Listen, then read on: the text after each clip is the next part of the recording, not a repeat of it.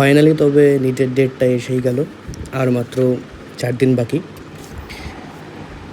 তো এই 4 দিনে কীভাবে তোমরা প্রিপারেশন করবে, কীভাবে রিভাইজ করবে লাস্ট কয়েকটা দিনে খুব বেশি এমন কিছু করেও ফেলতে পারবে না যেভাবে সবটা আমি করে ফেলবো, সব সিলেবাসের টোটালটা করে ফেলবো, হয় না স্বভাবতই, কারণ টাইমটা খুব কম আর প্রচণ্ড প্রেশার থাকে। সেই প্রেশারগুলোকে ট্যাকেল করতে হয়, সেগুলোকে হ্যান্ডেল করার পরে তারপরে আমাদেরকে এখন নামতে হয় এক্সামের জন্য। তো আমি যেভাবে বলবো, এটাকে এই 4 দিনকে দুটো ভাগে ভাগ করো।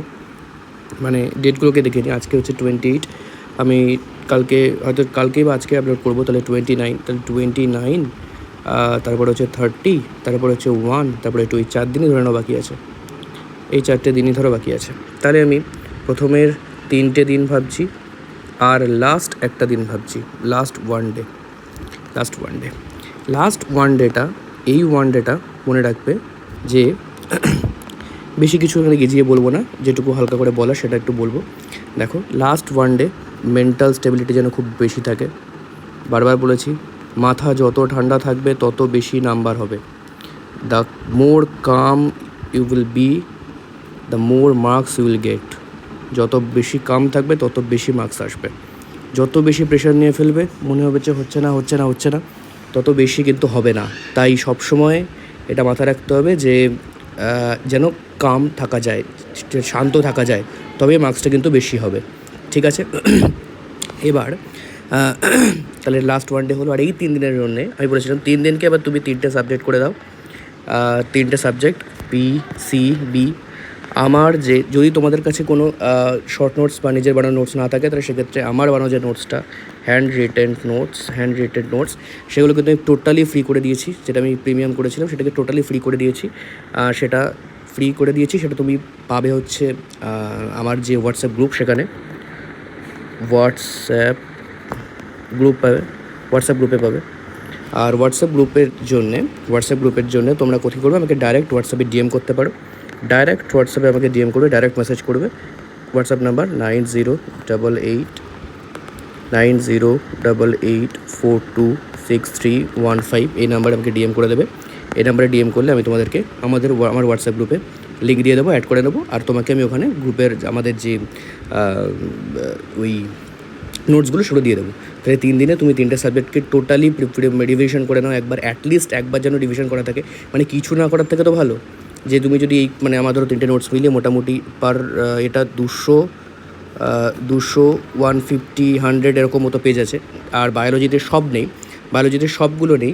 বায়োলজিতে যে কটা আছে মোটামুটি তাতে মোস্ট ইম্পর্টেন্ট চ্যাপ্টারগুলো আছে। সেটা তাহলে মোটামুটি এখানে তুমি 20 to 25 বা অলমোস্ট 20 এতগুলো চ্যাপ্টার তুমি পেয়ে যাবে টোটাল 11-12 মিলিয়ে। এগুলো একদম মোস্ট শর্ট নোটস হিসেবে করা আছে, সেগুলো তুমি একদম ইউনিক শর্ট নোটস, সেগুলো রিভিশন করে নাও। আর তার সঙ্গে যেগুলো বাকি যে কটা চ্যাপ্টার থাকে সেগুলো সময় পেলে তাহলে এনসিইআরটি করো। মানে লাস্ট কয়েকটা দিন তো মানে এখানে খুব বেশি তুমি করতে পারবে না, তাহলে এইগুলো যদি করতে পারো তাহলে অ্যাটলিস্ট অনেকটা হেল্প হবে।